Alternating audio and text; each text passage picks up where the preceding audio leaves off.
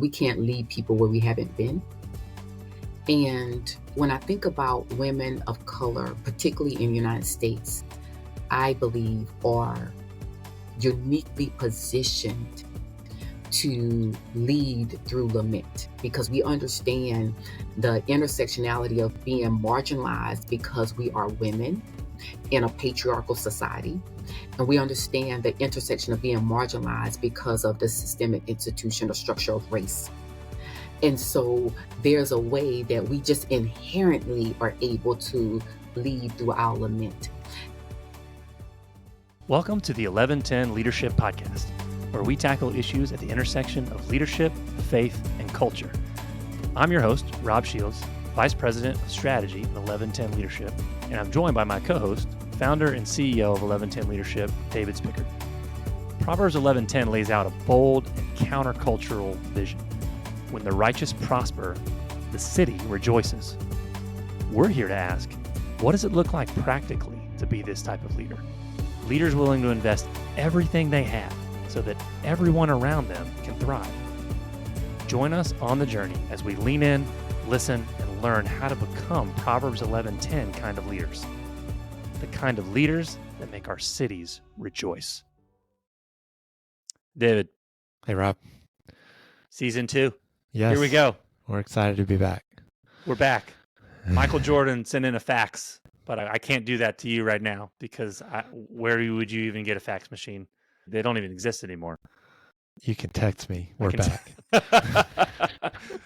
Neither of us are really on social media, so really the only thing we could do is really text each other. Yeah. Come on, we're both old school in that way. Yeah. Happy Good Friday to you. You too. Special weekend. Yeah, what a neat time of year to launch our second season. And man, we're starting out with a bang with this conversation with our new friend, Dr. Natasha Sistrunk Robinson. This is a good conversation. Oh, yeah. Just one of those where I'm listening more than wanting to think of the next question, because I'm just really impacted by what her perspective, what she had to say, her wisdom and her encouragement. So I'm excited to kick us off with Natasha this episode. Yeah, I couldn't think of a better time to start reposting content. I also couldn't think of a better person to help us to be able to inaugurate this second season. So for those of you who are not as familiar with Dr. Robinson's work, she is the president and CEO of T3 Leadership Solutions and also the founder of Leadership Links, a mentoring program that she'll tell you more about in our conversation. She's an international speaker, a leadership coach, and a consultant. She graduated from the U.S. Naval Academy and is a former Marine Corps captain who brings over 20 years of leadership experience across military, government, church, academic, and nonprofit sectors. She holds advanced degrees from Gordon Conwell and North Park Theological Seminary. She's also the author of several books, including Mentor for Life, A Sojourner's Truth. She's an editor on Voices of Lament, her most recent work, and Journey to Freedom. And she hosts a podcast called A Sojourner's Truth and writes on faith and leadership on Substack. So Natasha is a very gifted leader, incredible thinker, theologian. The list just goes on and on. We have a pretty robust conversation and leave no stone left unturned in this one. So lots of show note links at the bottom. Would encourage you to check all of them out as we go in this conversation as something strikes you. But a lot of ways to think about your leadership, but also ways to maybe even get involved directly in the work that she's doing here locally in the Triangle here in North Carolina. So we'll turn it over to our conversation with Dr. Robinson. Natasha, welcome on to the 1110 Leadership Podcast. So good to see you. Hi, Rob. Thank you so much for having me. I'm glad to be here. Yeah, Natasha, it's so good to have you. Thankful for your time. Yeah, we're honored. We were just connecting offline of the fact that none of us put the dots together that we would be recording this podcast on Good Friday. So that's interesting timing. And we were all just saying, hey, you know what? I don't know what that means yet, but I think we might have a clearer idea by the time we work our way through this conversation. I don't think it was accidental based on where I could foresee this conversation going, but I'm grateful to be with both of you this morning on this Good Friday. Indeed, it is. Yeah, good. it's a special day. Yeah. And weekend for sure. Natasha, our listeners have already heard a little bit about you, and you wear a lot of hats in your life. So it takes a while to read all of the accomplishments of all the just the different spaces you've occupied throughout your career and spaces of leadership. And so I really would love to, before we get into maybe some of the weeds of this conversation, love to start out having you articulate a little bit more of your story, right? You've led in the military, the church, academia, and the nonprofit world.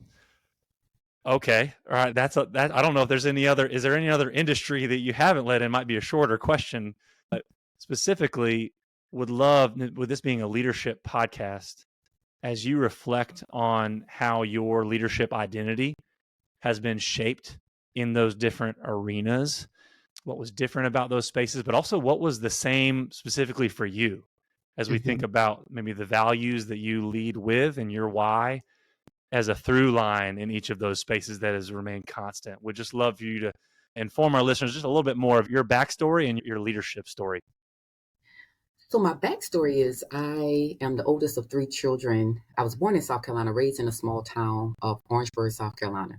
And people ask the questions, are leaders born or are they made?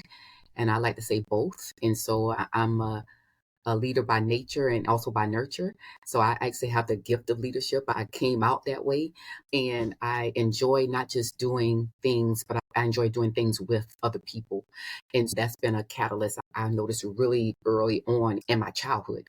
And then that was affirmed and seen by other people who encouraged me to continue to grow in that gift. That path took me to the Naval Academy. And so at the Naval Academy, the leadership was nurtured. And to take these raw, talented young people, most of them have been big fish in small ponds, and then you make them a very small fish in a big pond. And there's a lot of work that comes into the formation of a leader in a place like that.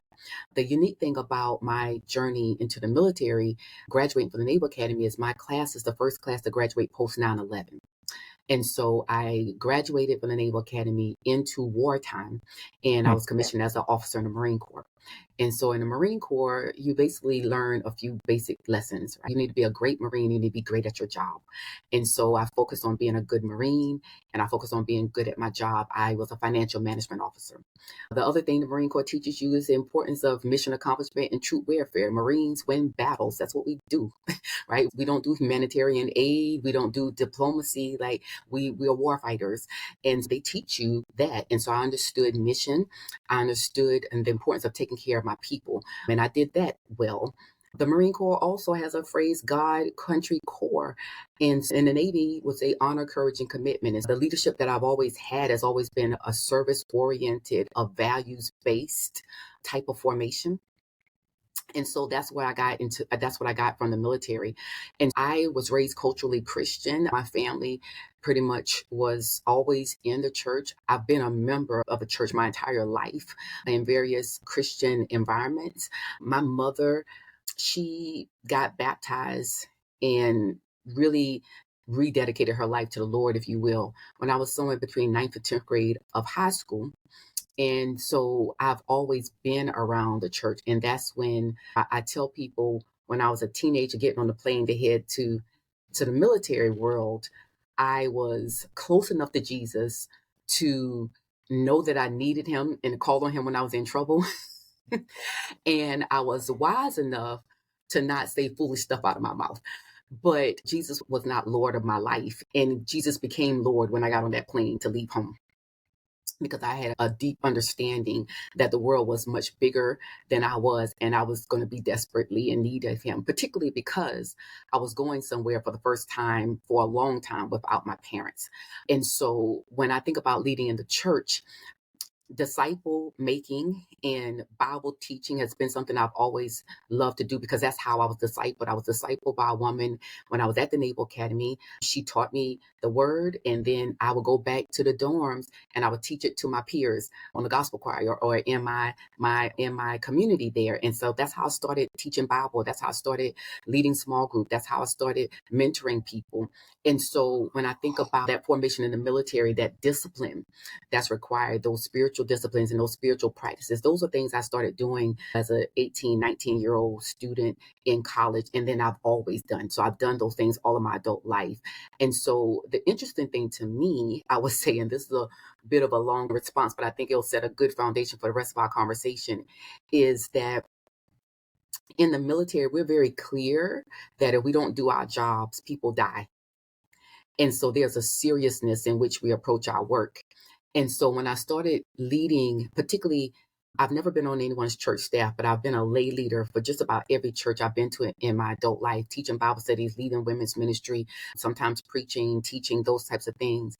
And I just felt that Christians, and these are very diverse environments within Christendom, were very lax and passive in our approach to our faith.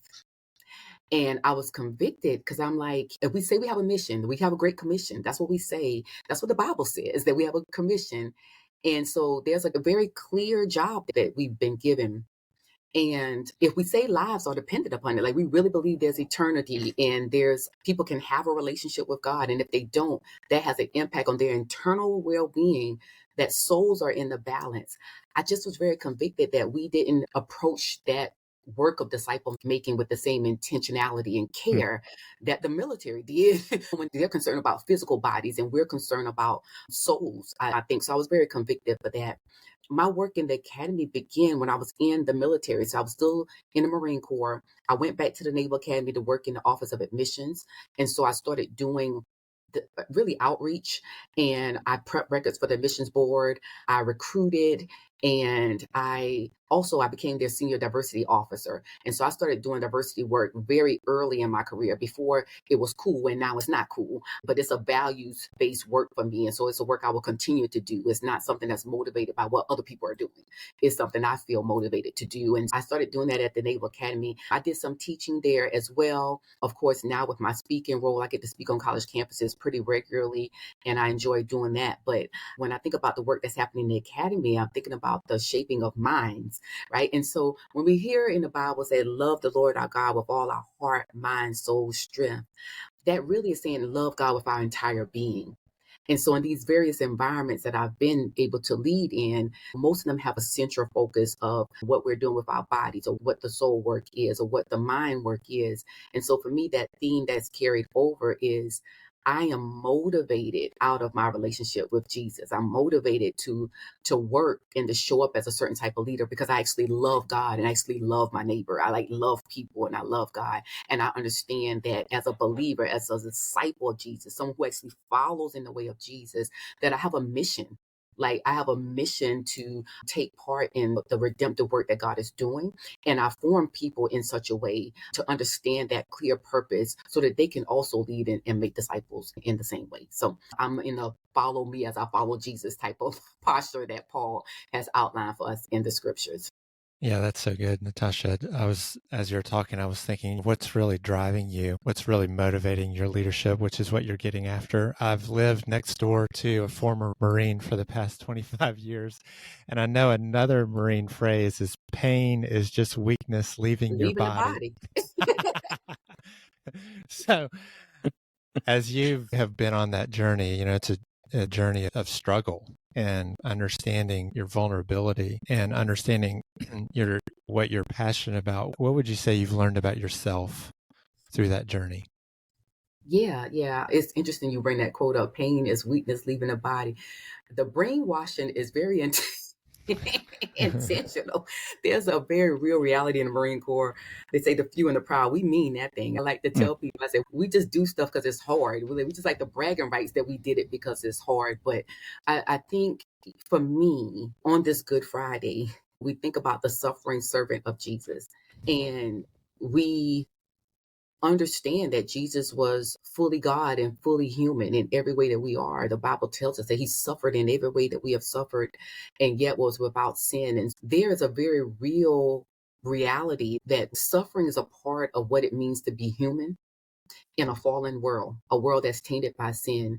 But it's also true, I believe, that we don't necessarily have a great theology of suffering, of how suffering shapes and matures and teaches a disciple how to persevere in the faith. And we pay attention to the Bible, we see that happening in people who are following the Lord, and Job or David's journey, Jesus' own journey. There's so many journeys where we could see that. But somehow in our culture, we are more comfortable with platitudes. We're uncomfortable with people telling us, I'm not okay, I'm suffering. And because we are not honest or vulnerable, or we feel insufficient, of that we have to fix it for people.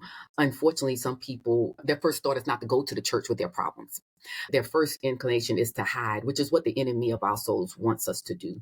And I think for myself personally, there's been so much suffering and so much grief that's been part of my personal and faith and even professional journey, that I am able, when I think about Jesus, to have compassion on people in a way, because I'm one that's deeply acquainted with suffering. Yeah.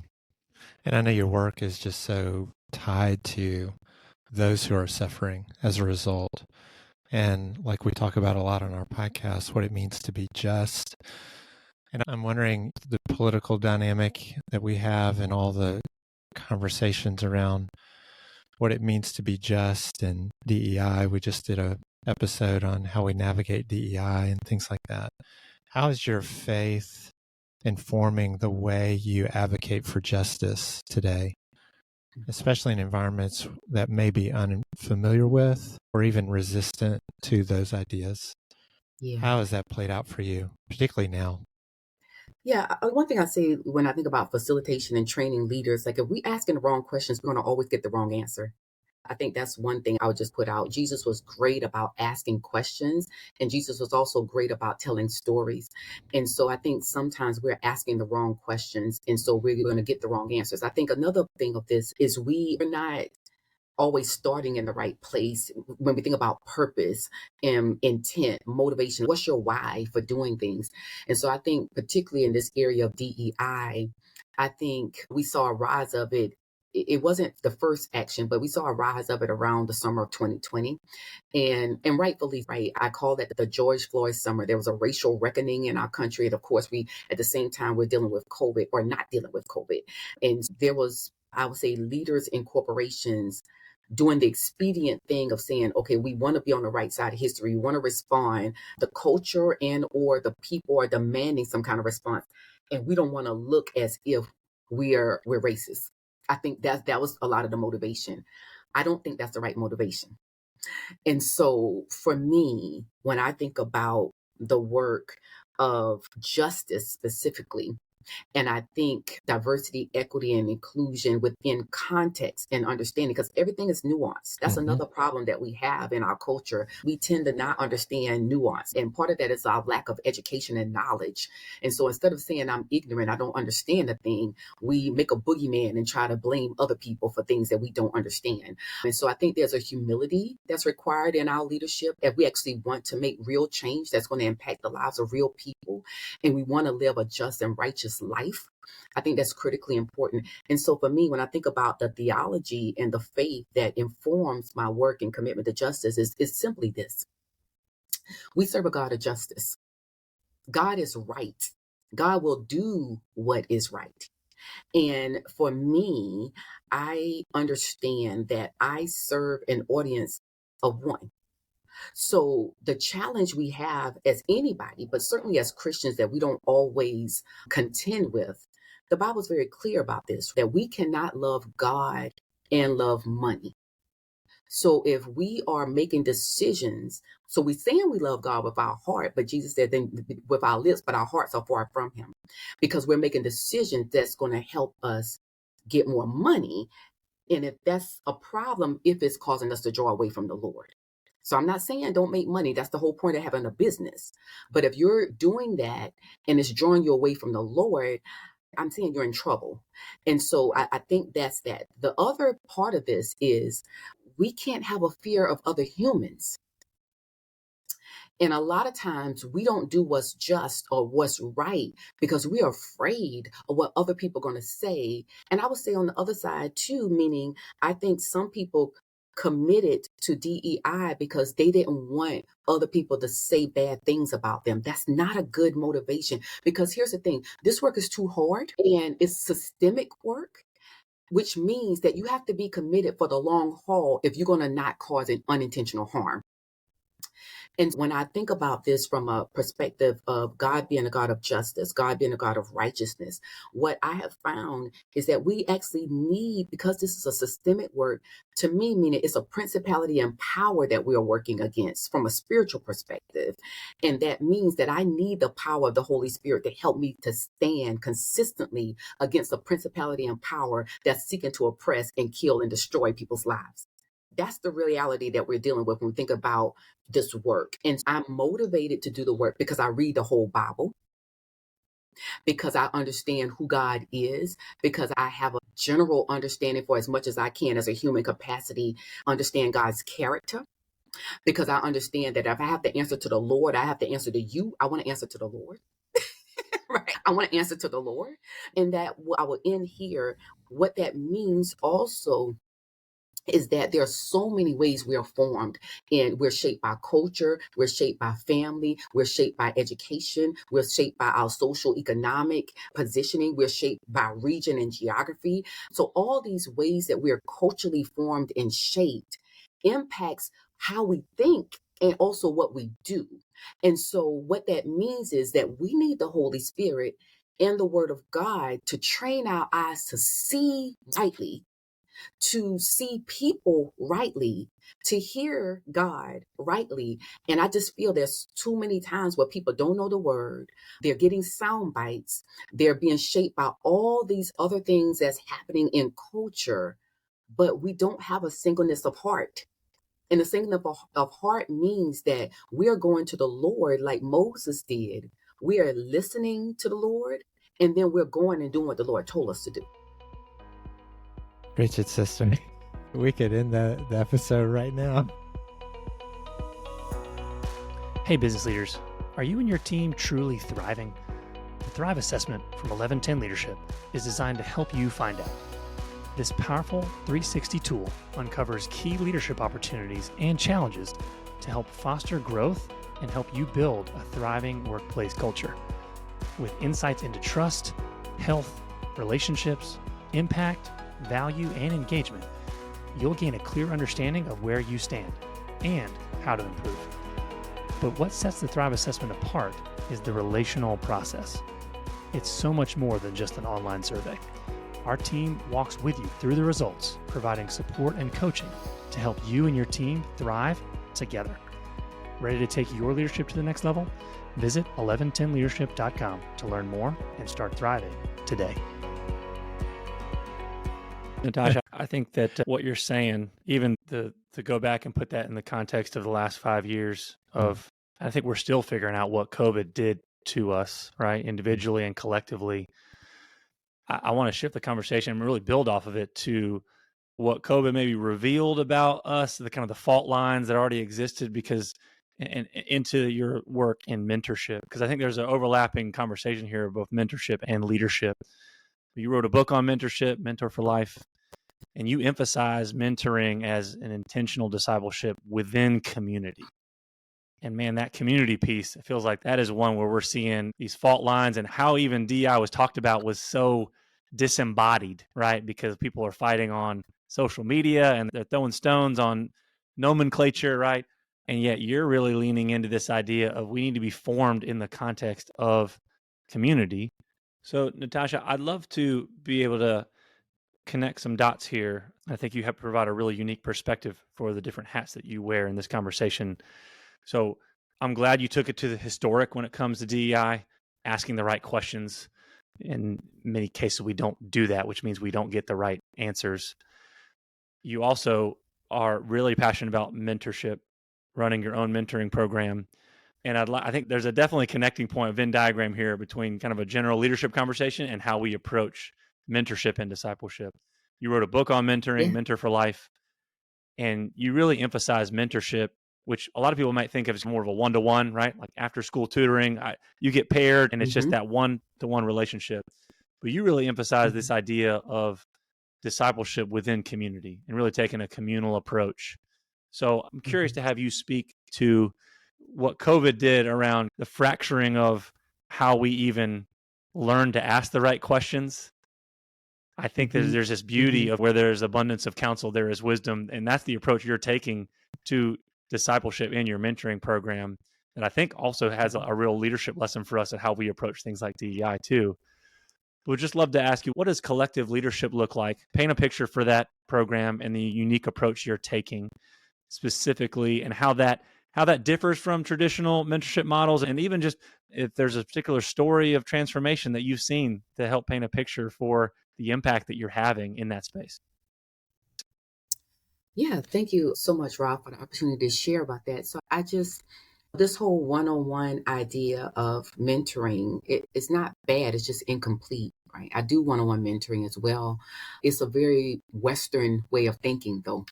And so I have to remind people that the Bible is an Eastern book based in Eastern culture. Even when we see God raise up individual leaders, God is always doing that. If you look to the book, God is always doing that for the purpose of advancing a people. So he's doing that because God talks about God's self as a God of intergenerations, so God of Abraham, Isaac, and Jacob. So I think that's a very intentional, purposeful thing that God is saying to us over and over again. Also, I think about Jesus' model of leadership. And so as a leader, Jesus was always surrounded by crowds of people. We see that. So he was a person that was in the world and not of the world, we would say sometimes. He spent most of his time where he was dedicating his intentional teaching and formation to a small group of men who became his apostles, and a small group of faithful women who supported his work and also became disciples of Jesus. And so I think about this Jesus model of mentoring in small groups. So I think about mentorship both as intentional discipleship and also as a tool for leadership development, because what God wants is for his mission, his work to be advanced across generations. And this is how the word is passed, so to speak. And so the word gets passed when, according to Exodus and the Torah, the Pentateuch, is that the elders are teaching the younger. So there is a mentor to mentee relationship happening within a community that is intergenerational. That's very intentional. And I think God intended that from the beginning, and it's still to our benefit today to mentor across generations. That's one of the things we actually say and promote across our t-shirts for our nonprofit, that we are very intentional in creating those spaces and opportunities for generations to talk to each other,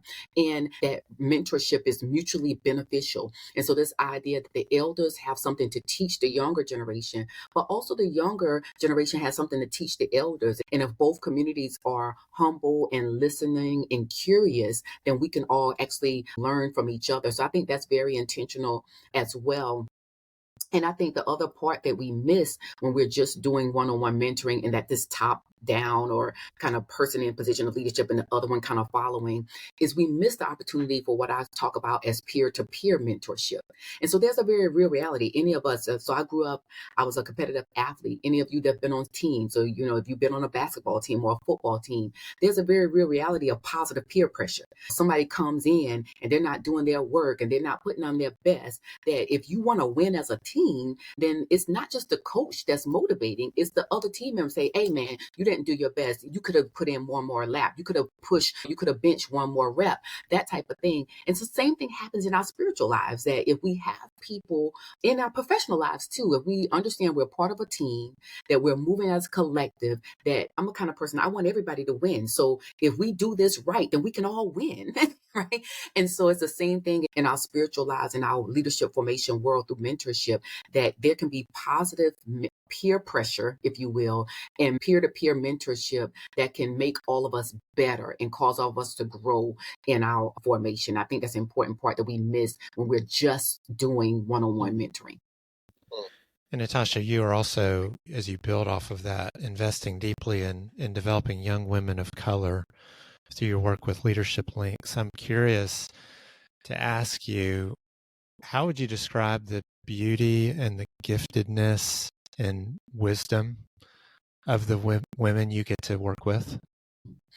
Yeah, so I mentor and lead and disciple all kinds of people, men, women, boys, girls, more girls than boys, but definitely men and women in my professional world and work and in ministry, I would say as well. So I get to teach and do that across the way. But in Leadership Links specifically, we focus our work on Black girls and young women. So these are Black girls in 6th to 12th grade and young women who are in the early or transitional stage of their career. So up until about age 30.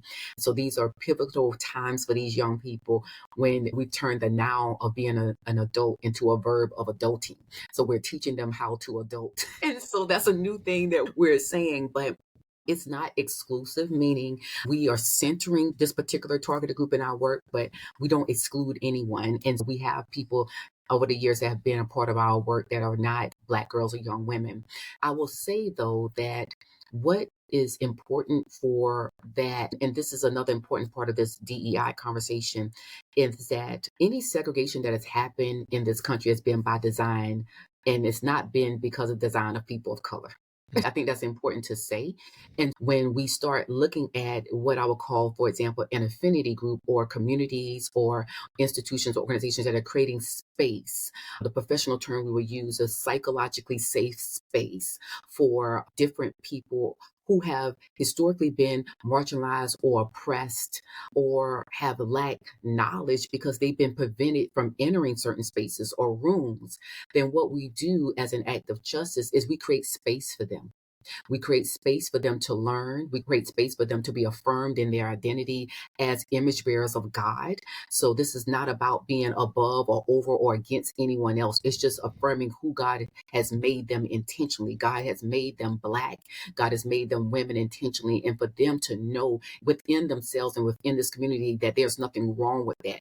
That is actually a good thing because God did that on purpose. And so it impacts the ways, not just that they show up in the world, but also the ways that they are perceived. And so a lot of times, particularly with people who come from historically marginalized or oppressed people groups, they're being punished and penalized for things that they don't even know. And so part of our formation and leadership development for them is for them to understand how the world works and also how they can carry themselves in the world as people who are fully formed and fully sure of themselves as image bearers of God and are capable of leading well. That they go out into the world that way. And so when they go out into the world that way, then they're setting the conditions for people to see them and to respond to them in that way. And if people don't respond to them in that way, then they can understand that's not because of anything about their being or anything that they've done wrong. Then that's for the other person to do their own work. But we don't want them losing and missing out on things just because they have not been formed. And that's what the mentorship that we're doing at Leadership Links is really helping them understand how the world works, shaping their worldview, helping them understand their place in it. And their place is not from a position of being marginalized or oppressed. Their place is from the position of being children of the Most High God, who owns everything. And therefore, they can lead well and be formed in community that has prepared them to lead well. And they can go out into the world with the intention of living their lives on purpose as God intended. Natasha, we're talking about collective leadership here, and most recent work published a book called Voices of Lament, which actually brings together reflections from a group of women of color, all inspired around Psalm 37. And I don't think it's coincidence. We're recording this conversation on Good Friday during Holy Week. And just thinking about that as the backdrop for this book, would love to just hear more about what moved you to be a part of that project and that collection. And also thinking about creating a bridge between lament and leadership. I'm not talking, not even within the walls of the church, just for leaders. What role does lament play in the life of a leader? Would love to have you speak to that. So there is a saying, I don't believe it's exclusively true, but I think there is some value in it, that we can't lead people where we haven't been. And when I think about women of color, particularly, and this is when we say women of color, we're talking about any woman who doesn't identify or present herself as white. And that can be people from any different historical, ethnic, or cultural backgrounds.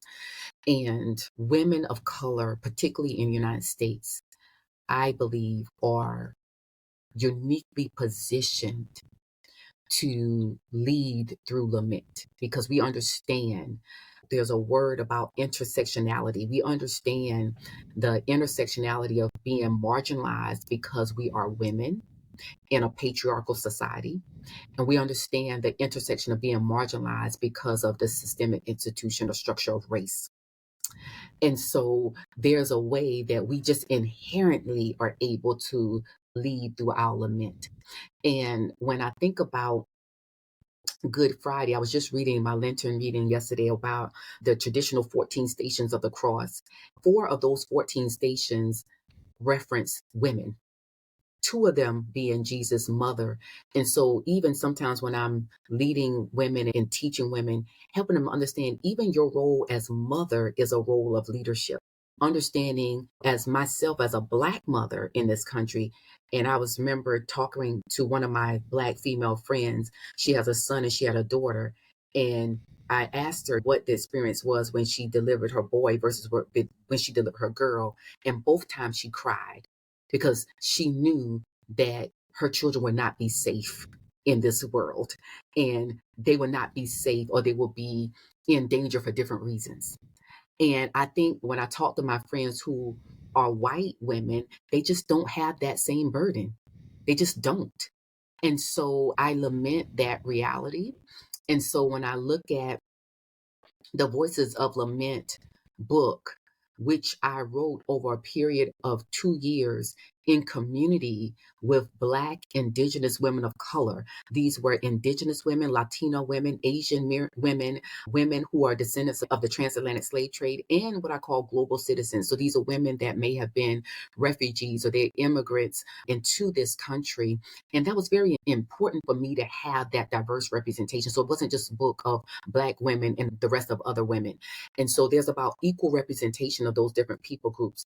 And the word says that we overcome by the blood of the Lamb and the power of testimony. And so I wanted them to share their personal testimonies. I wanted them to share their personal testimonies in relationship with the Lord. But I also wanted them to make it clear and expand like the lens a little bit and say, how has God been faithful to your people? Because part of our theology so often, for those of us that are in the West and educated, is being formed by white men, both dead and alive. And so I believe that we need to hear a theology that is framed by suffering women who wait with Jesus even to the end when he or they are about to die. And here's the thing, that's been a testimony of women of color throughout the entire Bible, certainly up into Jesus dying on the cross and then being resurrected, the women being the first to show up at the tomb. And we are just following in the way of the women, the ancestors who've gone before us. And we are leading, and we are capable of leading, I think, not just women, not just each other, but also men who are willing to learn from women, and particularly women of color. And that was one of my motivations for writing the book, actually. The one question that was asked is like, what inspired it? This Jeremiah passage in Jeremiah chapter 9. Israel's about to go into exile because of their disobedience and their sin. And God says to the prophet to call the wailing women to come, call and have them wail over us. And he continues to write and say, teach our daughters how to wail, teach the community a lament. And it's like, why? Because our children have been taken out of the streets. Our men have been taken out of the public square. And the call is for the women to first listen to God and then to model for the rest of the community about how to lead through their lament. So that was the inspiration behind this particular book. And so we meditated on that passage. We prayed throughout that passage for 2 years and wrote from that space during COVID, because I believe then that the church needed to hear from us. And I still believe the same is true today. That is so powerful, Natasha. Thank you for sharing all of that and giving that context and perspective to your book. This work is heavy, it's deep, it's going against the grain, it's going against culture. What are the practices that have helped you stay grounded, to stay faithful, to help you be both physically and spiritually healthy? Yeah, thank you. So I'm pretty old school. Like I still believe we need to read our Bible and pray every day. That should be new school, Natasha. You'll be surprised. You'll be surprised, brother. You'll be surprised. So I believe in those spiritual rhythms. I also, from a spiritual perspective, believe in Sabbath keeping. And so I do that weekly. I try to do that consistently. Sometimes I'm traveling on the weekend, makes it a little bit difficult, but more often than not, I'm keeping Sabbath on Sundays is my day of choice. I, before COVID, had a pretty intentional practice of taking quarterly retreats, and I'm working my way back to that rhythm as well. I also believe that it's important for us to take care of this one temple that we have, and for as much as you have control over. So right now I'm a middle-aged woman, so I'm trying to figure out what does it mean for me to steward my sleep. But they call it sleep hygiene. That's been a bit difficult in this season, but other things I can do, like drinking water. I don't partake in alcohol. That's my choice. And I don't eat the things at 40 something that I ate at 20 something because my body doesn't respond to those things in the same way. And then physically keeping my body moving. I have a walking treadmill desk because I take quite a bit of meetings. And so I don't want to be sitting down taking back-to-back meetings all day. So I walk a lot. And also, again, try to get to the gym when I can. It's easier to do when I'm not traveling. When I am traveling, it's a little bit more difficult, but try to get to the gym 3 or 4 days a week when I'm not traveling. And so those are just some things I try to think about, taking care of my body, my spirit. I have done some therapy. I find that my friends tend to be better therapists than my therapists. But I think whatever you need, the basic thing that you're talking to someone, that you're in community, that you're being healthy, and that you're focusing on the Lord. I think those are just some basic things because God gives us these tools for our benefit. Natasha, we've covered a lot of ground here in this conversation. We always like to end our podcast episodes with a bottom line. I wonder if I could ask you maybe for two. One would be just if you could speak to our listeners, right, who are in various leadership roles, business and otherwise, a word of encouragement for them, piece of advice, something that would distill this down as a takeaway to say that you would want to leave with them, a final thought.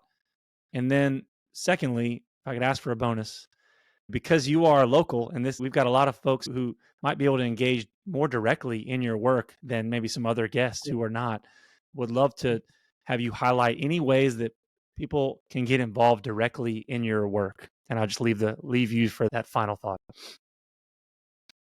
Thank you. I think the hope I will offer, we're meditating as a nonprofit. Our theme this year is the gift of hope. And I think it's easy to be hopeless in this present historical moment. My word for the year is joy. And I find that even that has to be contended for. And so I do want to encourage people to turn our eyes towards Jesus. And I want to say that in a way, not just because people can listen to that and say, yeah, I'm doing that. I'm going to church. I'm this and other. And I want to offer this to you. When I was in my master's program, I had a spiritual director. There was a white guy named Reed Stratospil. And Reed said to me one time, he said, Natasha, he said, you know how to do hard things. We were talking about spiritual disciplines. And I was telling him I was about to fast for something. He said, Natasha, you know how to do hard things. He said, what would it look like for you to practice some other spiritual disciplines?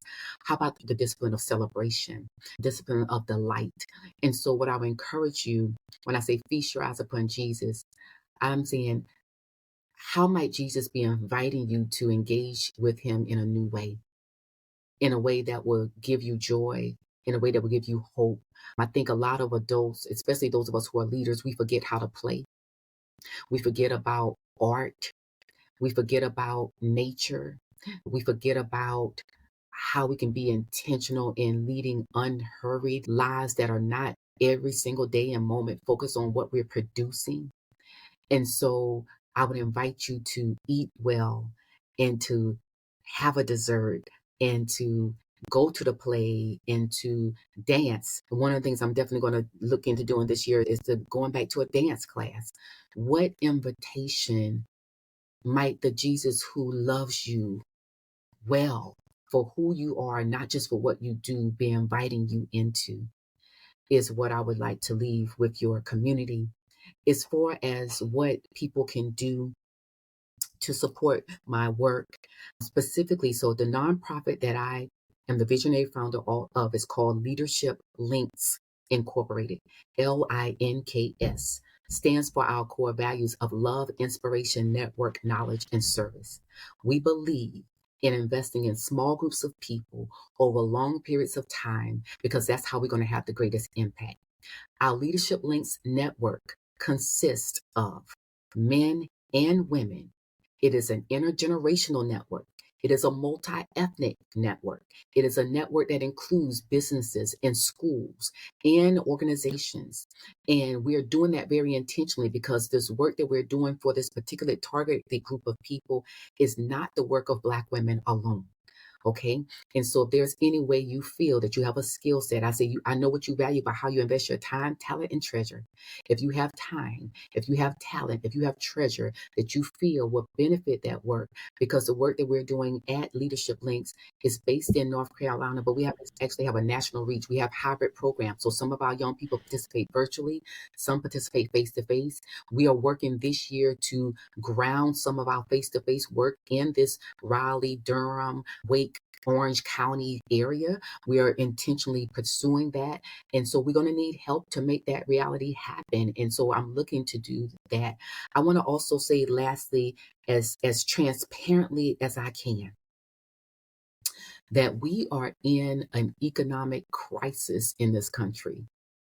Everybody I know that are nonprofit leaders are feeling it.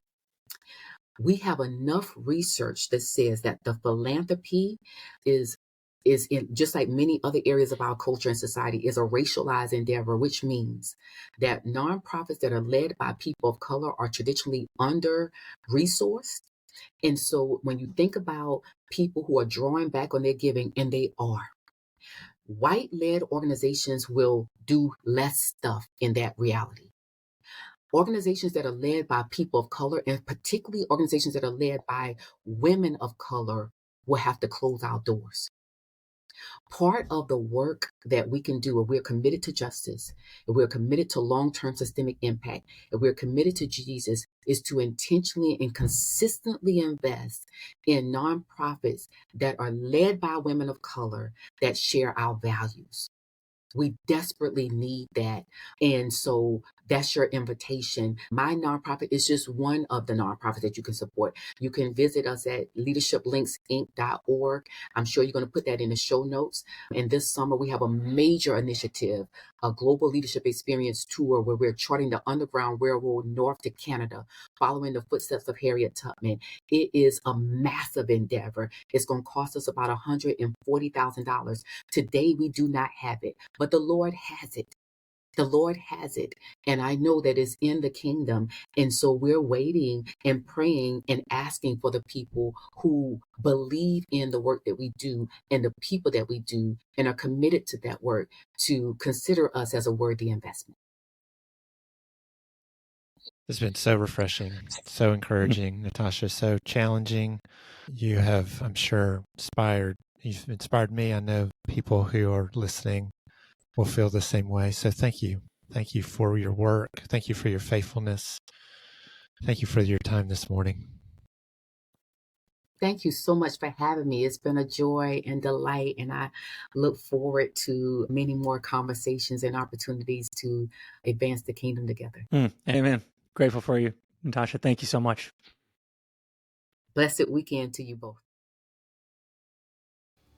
To learn more about 1110 Leadership, visit our website at 1110leadership.com. That's the numerals 11, then spelled out TEN leadership.com. That's 11 TEN leadership.com. There you'll find more resources to equip you on the journey of becoming an 1110 leader. You can also get connected to our growing leadership network. If you've enjoyed this episode, share it with a friend. To help others find us, you can also rate and review us on Apple Podcasts or wherever you listen to podcasts.